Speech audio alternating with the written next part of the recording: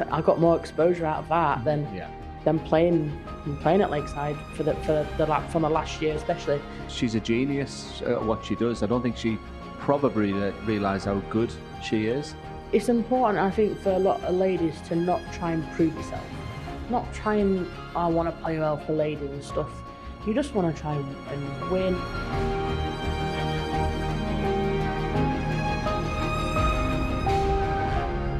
Hello, welcome along to the Tungsten Talk here at the MODUS Super Series, where, once again, we are in conversation with Beau Greaves, a year on from heroics here at the Live Lounge in 2024. She is back for another crack here at the MODUS Super Series. Beau, first of all, great to see you once again at the Live Lounge. Just first, let's go back a little bit and just talk about your experiences here at the Super Series last year. How much did you enjoy playing on that stage? Yeah, obviously really enjoyed it and excited to be back. And obviously it's a great venue to play in, and I seem to play well here, so I look forward to tonight and to seeing how I get on. Fair to say you hit the ground running when you were here last time. You won every single game in your first week. You were the first ever player to do that. What kind of click do you reckon when you walked on that stage? I don't know. I just sort of take every game as I should do, and obviously it's nice that I played well, and obviously I wanted to win, and I just sort of like stuck to the task, or just plodding on and putting pressure on my opponents, and ended up winning. Do you know what I mean? So it's simple really when you look back, but obviously it's not always that simple. But yeah, it's a happy memory to look back on. Obviously, happy to be back and looking forward to getting back on stage. When Beau played here for the first time, Glenn, there was a lot of expectation. We were really looking forward to watching Beau play. But I don't think anyone ever expects anybody to win every single game in a week, do we? And I think it's really important to highlight the fact that Group B as well, and it's Group B. So I think the timing of playing on the night, she'll really enjoy that. But you don't get easy games in the Group B. No pun intended. Don't be bringing my played 8, lost 8 in that one. But Group B are notoriously so difficult. So to sort of go through that as well, I mean, just shows you the class. And listen, Henry, me and you, just prior to this interview, we've just been looking at that throw. You know my obsession with throws. I was asked the question many times, what's your favourite throw in the world of darts at the moment? And for someone who's suffered, it hasn't all been plain sailing with a throw. Yeah. I was showing you, wasn't that what I like to look at? That throw, she just makes it look ridiculously well. And I think that's the catalyst, that's the foundation of why she's breaking records here at the MODUS Super Series. And then you'd win the week, and then you go into Championship. First of all, what kind of expectations did you make of yourself when you got to Champions Week? I don't know. I think I'm one of them. I think it's just if I play well, I've got a chance of beating anybody. And I think obviously, I enjoy it. I think when I enjoy it, I play really well. So I don't really. I just try not to overthink. Oh, I get beat. If I win, I win. That's all how I've been brought up, and obviously how I've played the game and been quite successful. So why fix what's not broke, innit? And obviously it's nice to sort of try and push myself a little bit. I can be a little bit lazy. It's something I need to work on and try, play more and push myself. So obviously I'm obviously at the match play later on in the month, so I need the practice. So I'm excited for tonight. It's a tough group.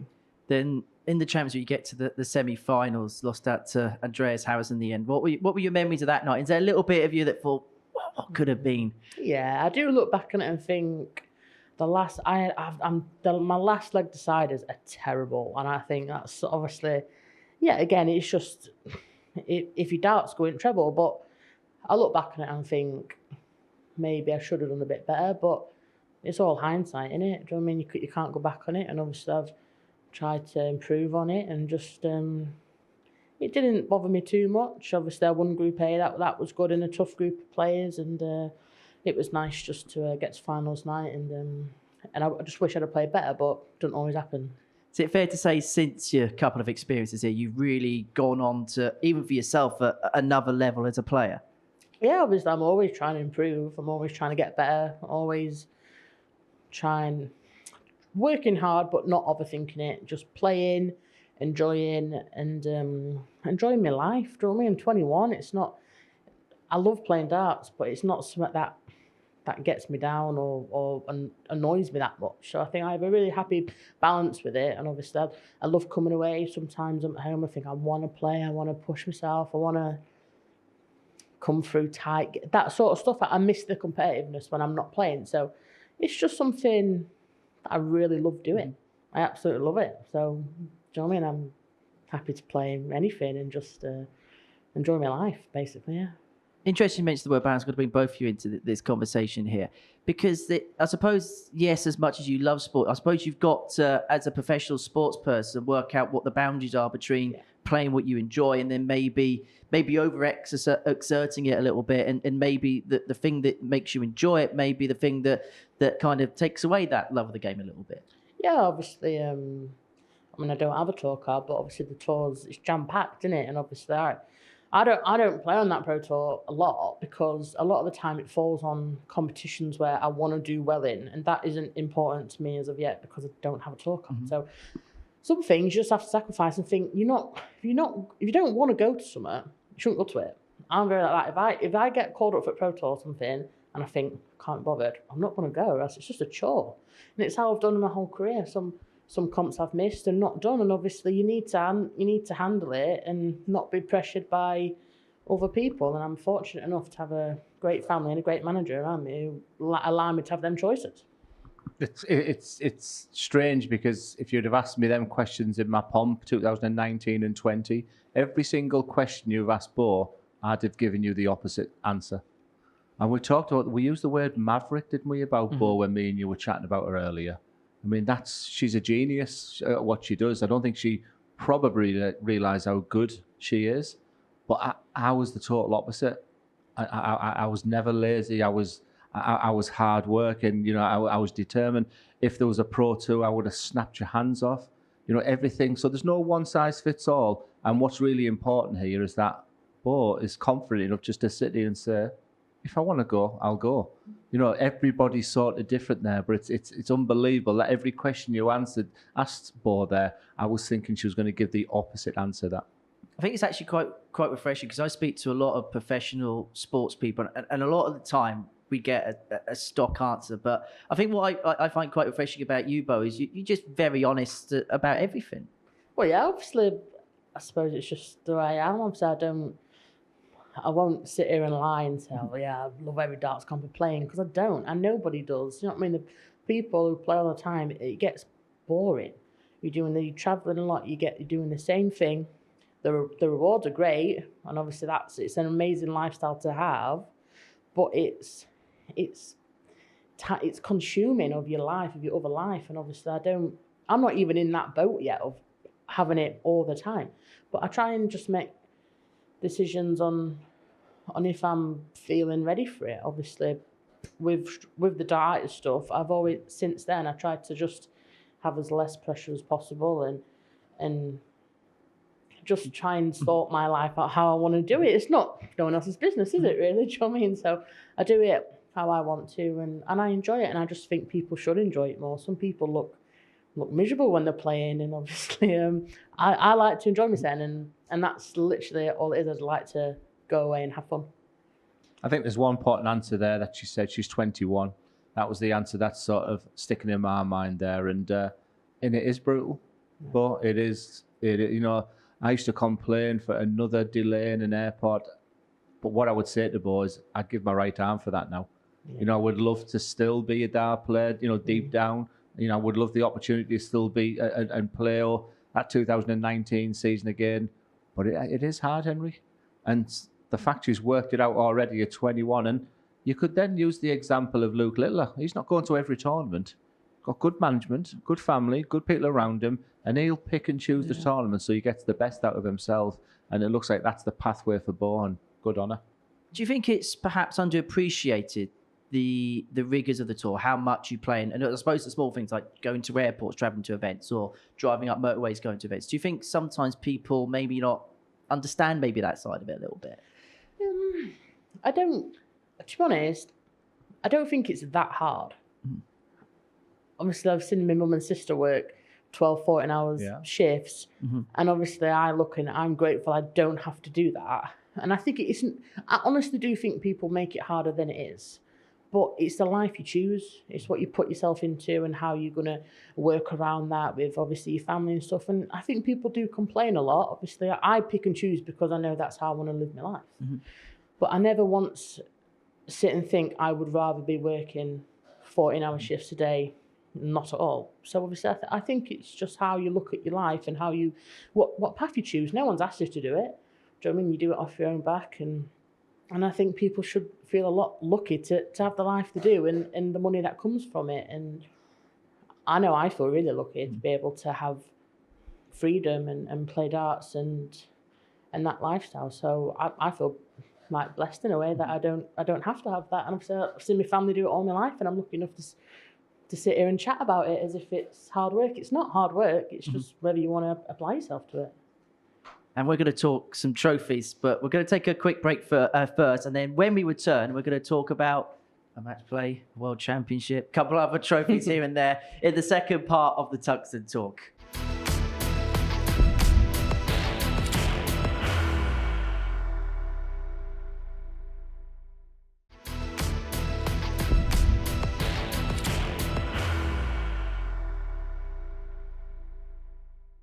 Welcome back to the second part of the Tungsten Talk here with Beau Greaves. Now, since we've seen you last time here on that particular stage, we've seen you pick up a World Match Play title, we've seen you pick up your third World Championship title. Let's talk about some of them successes. We'll begin with the World Match Play at the Winter Gardens, because I know it's a tournament that's very close to your heart, and I know Blackpool's a fantastic venue to play. And just sum up some of your memories from that day in Blackpool last July. Yeah, obviously to win it twice was special. Obviously, like I say, you play the tour all year and you hope to get there, and you want to win it. You don't want to go up and just play, well, I want to win it. So, but I think each year the standard's getting a lot better. So obviously it becomes difficult, but it's one of them I look forward to. You build up to it. Obviously, it's one of the PDC, well, lady majors, whatever you want to call it. So, yeah, obviously happy memories. I've had some decent games in there. I played well in the final last year, so it's just getting used to the stage and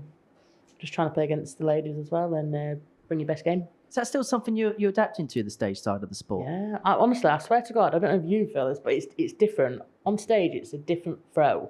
I'm convinced it's different. I don't know what it is, whether it's the lighting or it's just the surrounding. It just feels different. It's blisteringly hot, but the one stage where Beau excels is Lakeside, and I found a little bit of similarity. Maybe not the size.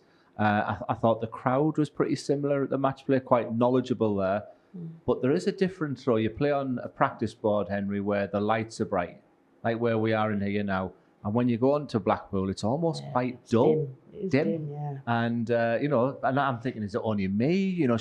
But I think a stage game is a totally different game to the floor game.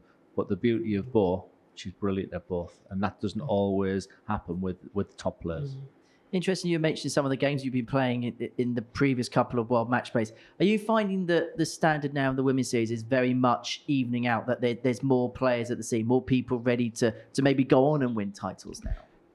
Yeah, obviously, there's obviously roughly, I know obviously Gemma's on her first year, this one, but I think it's important, for a lot of ladies to not try and prove yourself. Not try and, I want to play well for ladies and stuff. You just want to try and win, and by doing that, then you'll promote it like that. I just hope, I feel like a lot of them, we all want to play a really good game in front of, on the telly and stuff, and sometimes it backfires because you think, oh, I've come off and you've not played that well, and you think, well, that's going downhill now, and obviously it's tough for us. Obviously we want a lot more out of it, but you only really get that when you play the men. So, but obviously it's a great lineup. I'm really looking for. I always look forward to it, and obviously I hope there's some great games, and it's just something you look forward to for the ladies, and that we have our own little tournament, and it's nice to play.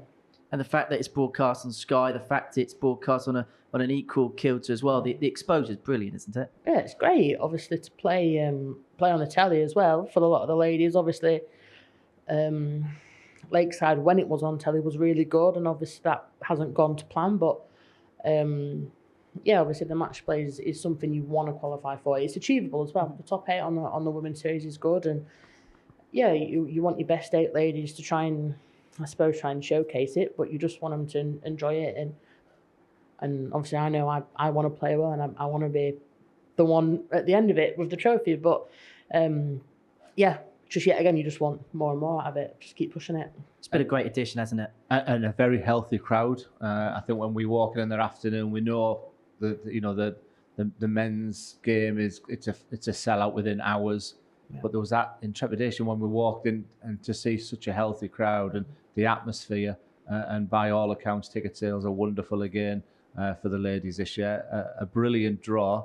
What I would say to Beau, though, I'm not opening the nightclub on Sunday night, so you don't need to come this year, because I had a message that said there's not many at this nightclub that I was doing, and she came down and helped me support that as well. So I haven't got that this year. So you can win it this year, and then go back to your B&B.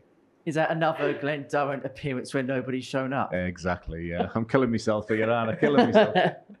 Let's go to Lakeside there. Before I talk about your achievements there, I want to talk about something that happened in one of your games, because in your game against Kirsty Vinakainen, Kirsty threatened the 9 darts. I think she hit the 7th dart, or she... Yeah, she was treble 19, I think. Treble 19. I know that you're on the other end of it, but was there a little bit you thought, this would be history here? Yeah, obviously it's not often I want my opponent to hit something, but I mean, how great would that have been? And obviously Fallon's done it, but I think at Lakeside and in a ladies' world championship would have been absolutely amazing. And obviously, I think it's something it'll come. I know I'm after one. I've missed the double a few times on the women's series and that, but yeah, I mean, what a great achievement that would have been for her to have. That, and obviously it's something you see it a lot with men. Obviously we need to start hitting them, I suppose, don't we?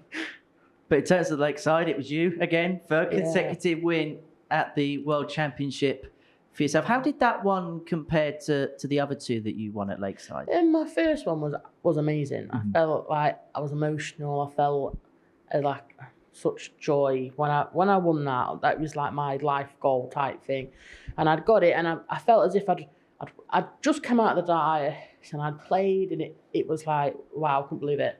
The second year was okay. Obviously to go back to back's amazing. Then the third year, I don't know, I didn't enjoy it as much. Mm-hmm. And I don't know, I can't put my finger on why. Maybe because it isn't on the platform as it was.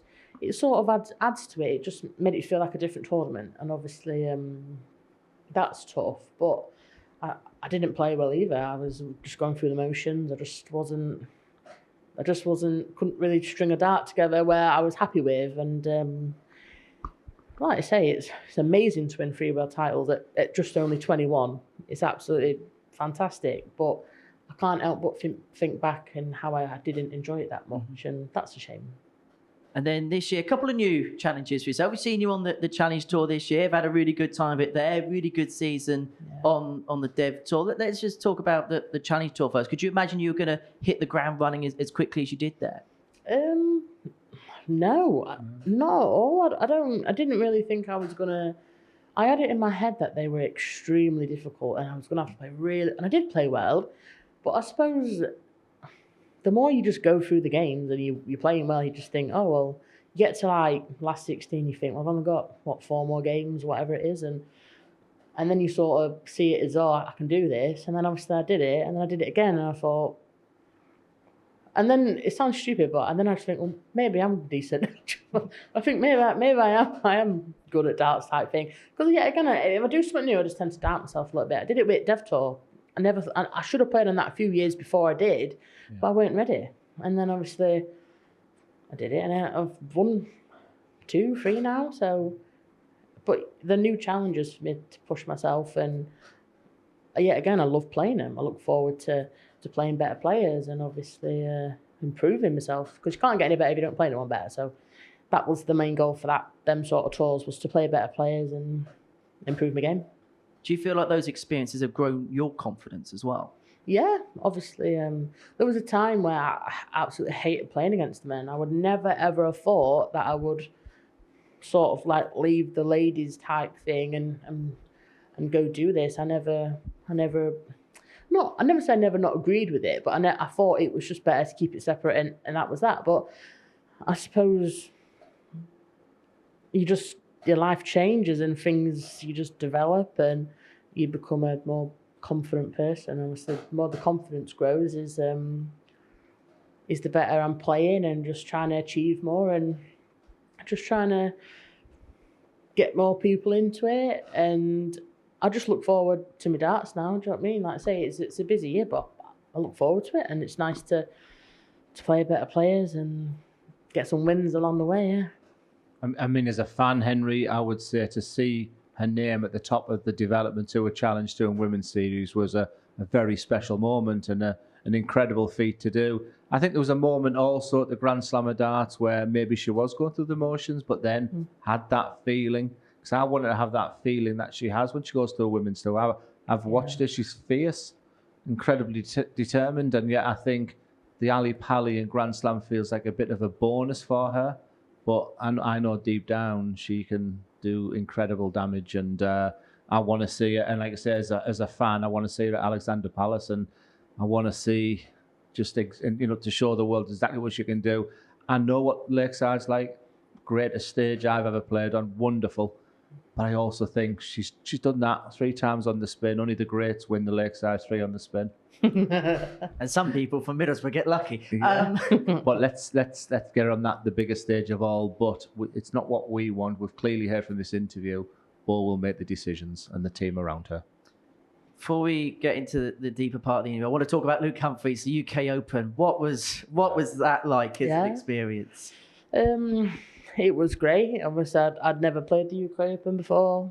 I went down not expecting much. Obviously, ended up playing on got put on the main stage. I thought, typical. I knew they'd do that to me. I played quite well. I was averaging around like mid-90s, I think, and then I played on the back stages. That was all right.